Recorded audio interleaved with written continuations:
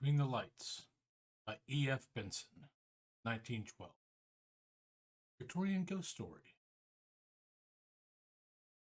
The day had been one unceasing fall of snow, from sunrise until the gradual withdrawal of the vague white light outside indicated the sun had set again.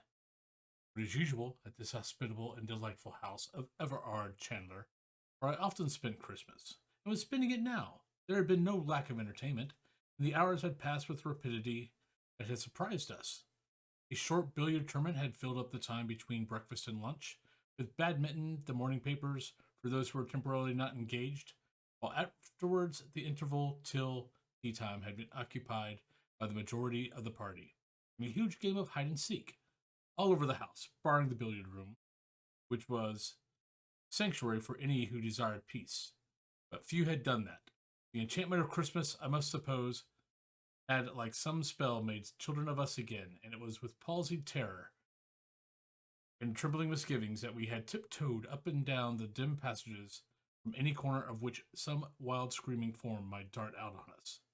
Then, wearied with exercise and emotion, we had assembled again for tea in the hall, a room of shadows and panels on which the light from which the wide open fireplace, where there burned a divine mixture of peat and logs, flickered and grew bright again on the walls.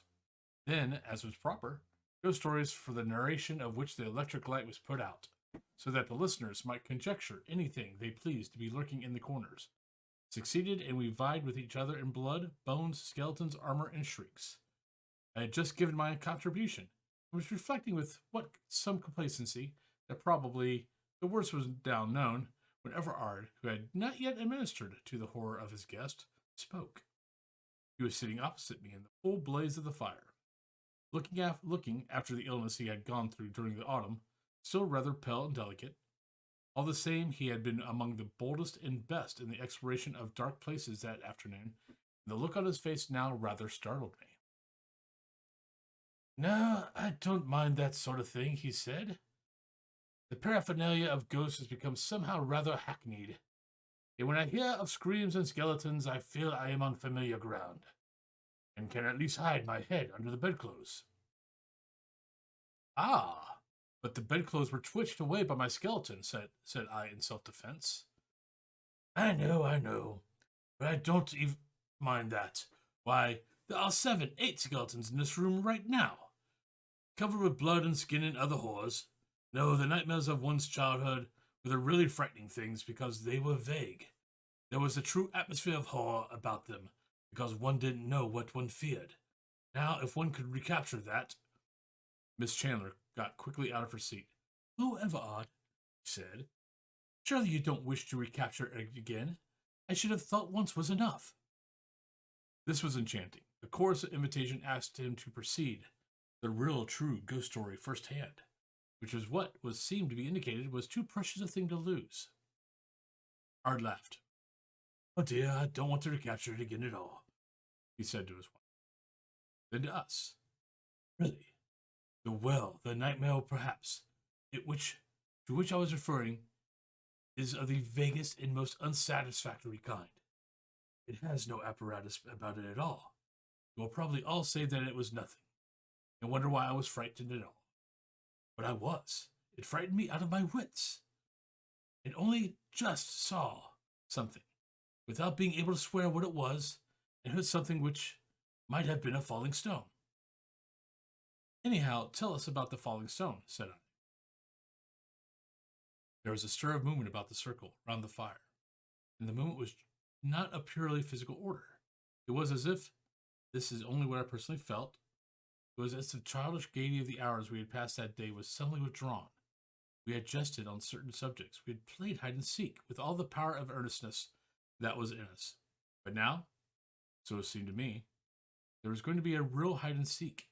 Real terrors who were going to lurk in dark corners. Or if not real terrors so convincing as to assume the garb of reality, were going to pounce on us. And Mrs. Chandler's, exclaiming as she sat down again, "Oh, Everard, wouldn't it excite you?" And in any case to excite us. The room still remained in dubious darkness except for the sudden lights disclosed on the walls by the leaping on the hearth. There was wide field for conjecture as to what might lurk in the dim corners. Everard, moreover, who had been sitting in bright light before, was banished by the extinction of some flaming log into the shadows. A voice alone spoke to us, as he sat back in his low chair, a voice rather slow, but very distinct. "Last year," he said, "on the 24th of December, we were down here, as usual, Amy and I, for Christmas. Several of you who are here now were here then. 3 or 4 of you, at least. I was one of these. Like the others, kept silence, for the identification, so it seemed to me, was not asked for. And he went on again without pause. Those of you who were here then," he said, "and are here now, will remember how very warm it was this day here. You'll remember, too, that we played croquet that day on the lawn. It was perhaps a little cold for croquet, and we played it rather in order to be able to say, with sound evidence to back the statement, that we had done so." Then he turned and addressed the whole little circle. "We played ties of half games," he said, "just as we have played billiards today. And it was certain as warm on the lawn than as it was in the billiard room this morning, directly after breakfast. While today, I should not wonder if there was 3 feet of snow outside. More, probably. Listen." A sudden draught floated in the chimney, and the fire flared up as the current of air caught it. The wind also drove the snow against the windows, and he said, "Listen." We heard a soft scurry of the falling flakes against the panes, like the soft tread of many little people who stepped lightly, but with the persistence of multitudes who were flocking to some rendezvous. Hundreds of little feet seemed to be gathering outside. Only the glass kept them out, and of the 8 skeletons present, 4 or 5 anyhow turned and looked at the windows. These were small paned, with leaden bars. On the leaden bars, little heaps of snow had accumulated, but there was nothing else to be seen. "Yes, last Christmas Eve was very warm and sunny," thought Everard. "We had no frost for that autumn, and Timerius dahlia was still in flower. I have always thought that it must have been mad." He paused a moment. "I wonder if I were not mad too." No one interrupted him. There was something arresting, I must suppose, in what he was saying. It chimed in anyhow with the hide-and-seek, the suggestions of the lonely snow. Mrs. Chandler had sat down again, but I heard her stir in her chair. But never was there a gay party so reduced as we had been in the last 5 minutes. Instead of laughing at ourselves for playing silly games, we were all taking a serious game seriously.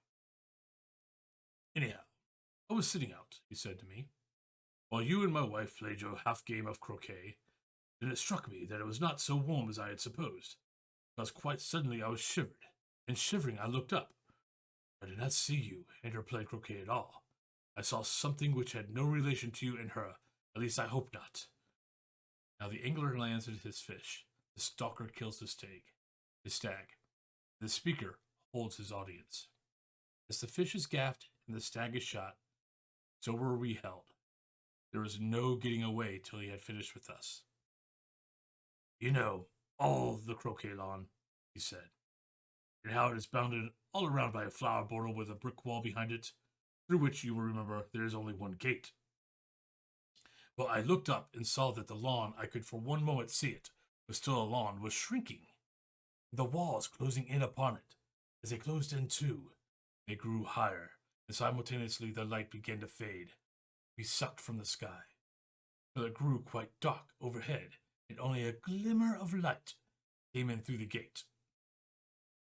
There was I, as I told you, a dahlia in flower that day, and as this dreadful darkness and bewilderment came over me, I remember that my eyes salted in the kind of despair, holding on, as it were, to a familiar object, but it was no longer a dahlia, and for the red of its petals, I saw only the red of some feeble firelight. At that moment the hallucination was complete. I was no longer sitting on the lawn watching croquet, but I was in a low-roofed room, something like a cattle shed, but round. Close above my head, though I was sitting down, ran rafters from wall to wall. It was nearly dark, but a little came in from the door opposite to me, which seemed to lead into a passage that I communicated with the exterior of the place. Little, however, of the wholesome air came into this dreadful den. The atmosphere was oppressive, and foul beyond all telling, as if for years it had been a place of some human menagerie, and for those years I had been unclean and unsweetened by the winds of heaven. Yet that oppressiveness was nothing to the awful horror of the place from the view of the spirit. Some dreadful atmosphere of crime and abomination dwelt heavy in it. Its denizens, whoever they were scarce human, so it seemed to me, and though men and women were akin more to the beasts of the field, in addition there were present to me some sense of weight of years. I had been taken and thrust down into some epoch of dim antiquity. He paused a moment, and the fire of the hearth leaped up for a second, then died down again.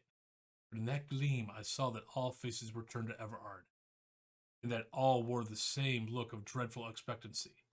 Certainly, I felt it myself, and awaited in a sort of shrinking horror that was coming. As I told you, he said, where there had been that unseasonable dahlia, there now burned a dim firelight, and my eyes were drawn there. Shapes were gathered around it.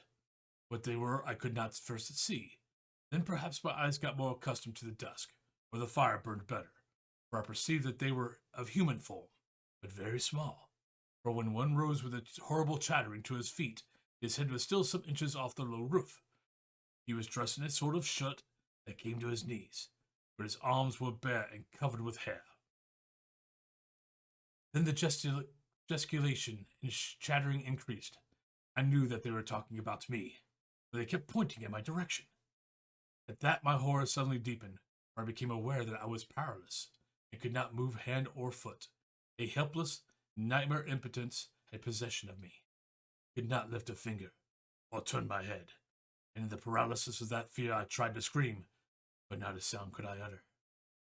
All this, I suppose, took place with an instantaneous of a dream, for at once, without transition, the whole thing had vanished, and I was back on the lawn again, while the stroke for which my wife was aiming was still unplayed. But my face was dripping with perspiration, and I was trembling all over. Now you may all say that I had fallen asleep, and I had a sudden nightmare. That may be so. But I was conscious of no sense of sleepiness before, and I was conscious of none afterwards. It was as if someone had held a book before me, whisked the pages open for a second, and closed them again. Somebody I don't know who got up from his chair with a sudden movement that made me start, and turned on the electric light. I do not mind confessing that I was rather glad of this. Everard laughed. Really, I feel like Hamlet in the play scene, he said. If there was a guilty uncle present, shall I go on? I don't think anyone replied, and he went on. Well, let us say for the moment that it was a dream, not a dream exactly, but a hallucination. Whichever it was, in any case, it haunted me for months. I think it was never quite out of my mind, but lingered somewhere in the dusk of consciousness, sometimes sleeping quietly, so to speak, but sometimes stirring in its sleep. It was no good my telling myself that I was disquieting myself in vain, for as if something had actually entered into my very soul, as if some seed of horror had been planted there, and as the weeks went on, the seed began to sprout, so that I could no longer even tell myself that the vision had been a moment's disorderment only. I can't say that it actually affected my health. I did not, as far as I know, sleep or eat insufficiently, but morning after morning I used to wake, not gradually and through pleasant dozings into full consciousness, but with absolute suddenness, and find myself plunging in an abyss of despair. Often, too, eating or drinking, I used to pause and wonder if it was worthwhile. Eventually, I told 2 people about my trouble, hoping that perhaps the mere communication would help matters. Hoping also, but very distantly, that though I could not believe at present that digestion or the obscurities of the nervous system were at fault, a doctor by some simple dose might convince me of it. In other words, I told my wife, who laughed at me, of course, and my doctor, who laughed also, of course, and assured me that my health was quite unnecessarily robust. At the same time, he suggested a change of air, and scene does wonders for the delusions that exist merely in the imagination. He also told me in answer to a direct question that he would stake his reputation on the certainty that I was not going mad. Well, we went up to London, as usual, for the season, though nothing whatever occurred to remind me in any way that single moment on Christmas Eve, the reminding was seen to all right. The moment itself took care of that. But instead of fading as is the way of sleeping or waking dreams, it grew every day more vivid, and ate, so to speak, like some corrosive acid into my mind, etching itself there until London succeeded Scotland. I took last year for the first time a small forest up in Sutherland called Glencallan, very remote and wild, but affording excellent stalking.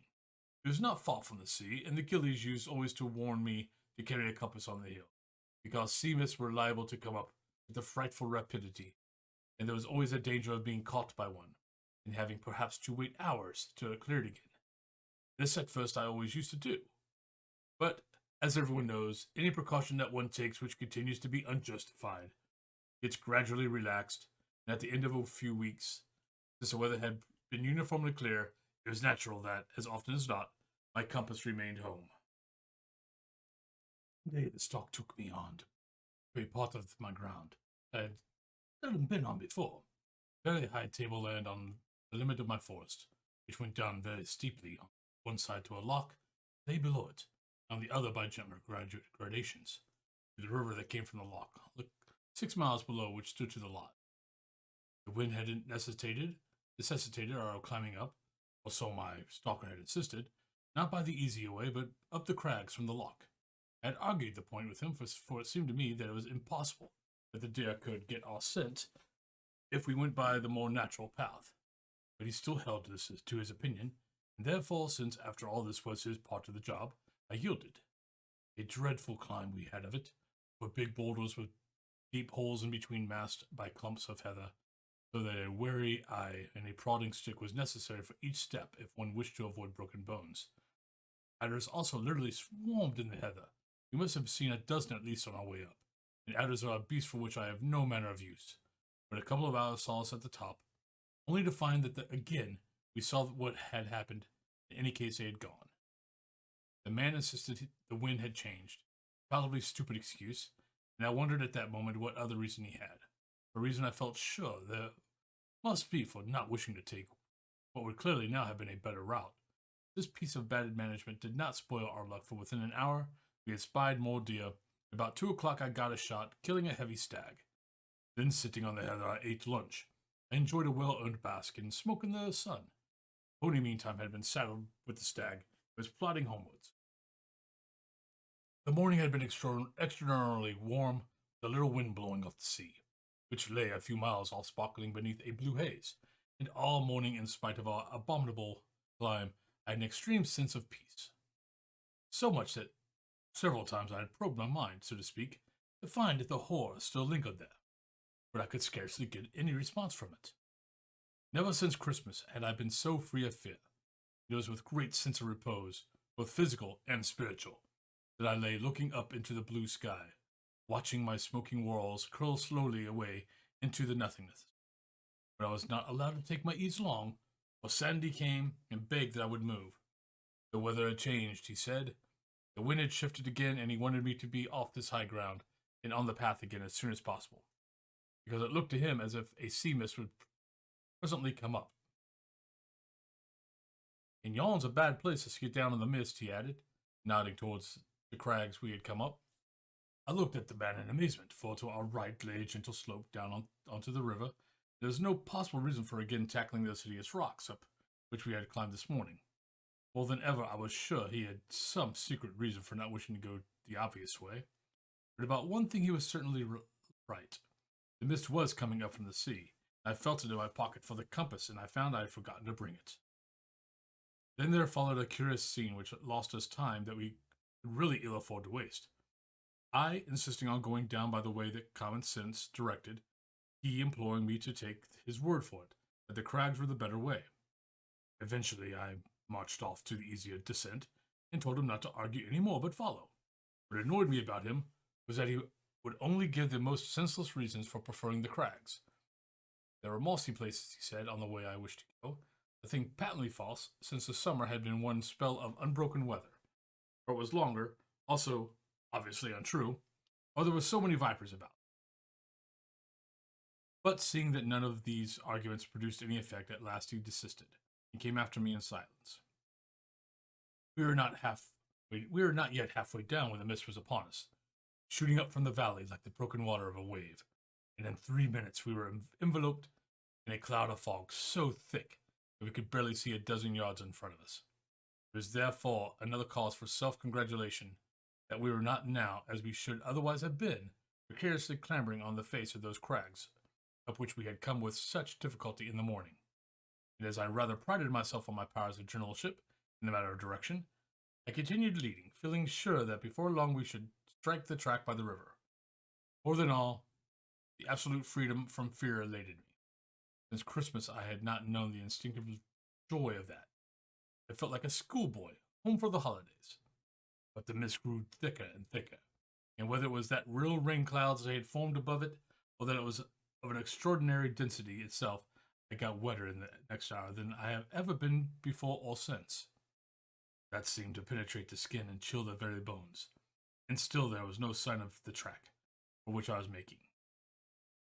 Behind me, muttering to himself, followed the stalker, but his arguments and protestations were dumb, and it seemed as if he kept close to me, as if afraid.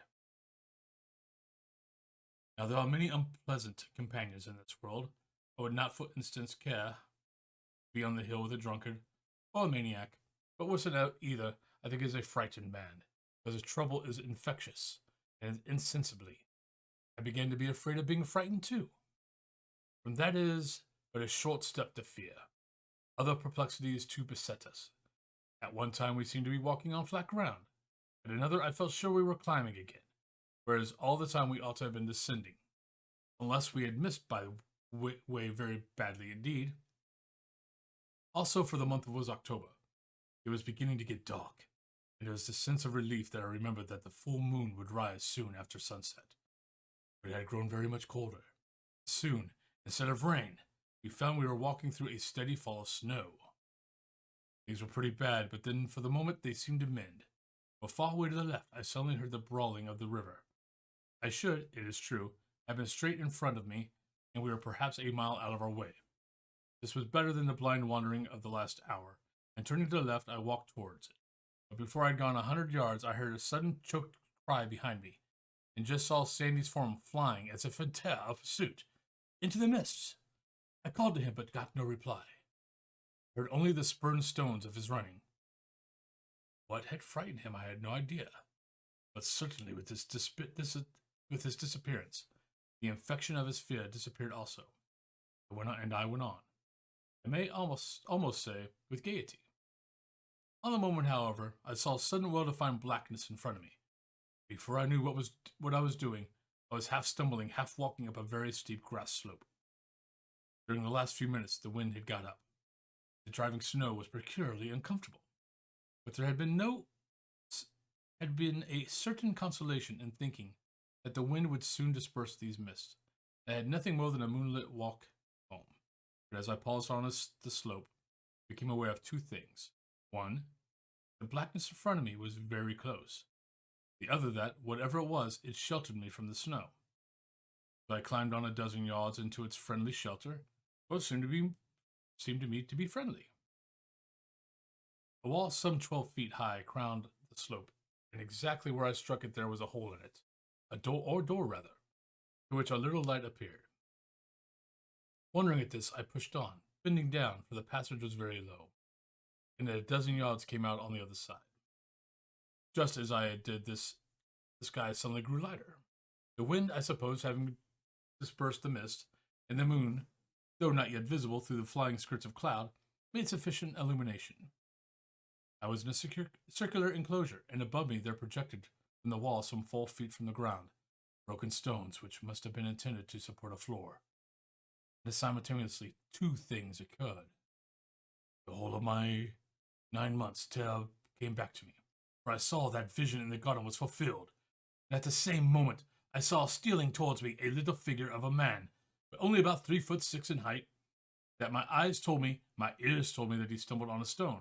My nostrils told me that the air I breathed was of overpowering foulness, and my soul told me that it was sick unto death. I think I tried to scream, but could not. I know I tried to move, and could not, and it crept closer. Then I suppose the terror which held me spellbound so spurred me that I must move, For the next moment, I heard a cry break from my lips and was stumbling through the passage. I made one leap of it down the grass slope, and I ran as I hope never to have run again. What direction I took, I did not pause to consider, so long as I put distance between me and that place. Luck, however, favored me. Before long, I struck the track by the river, and an hour afterwards, I reached the lodge.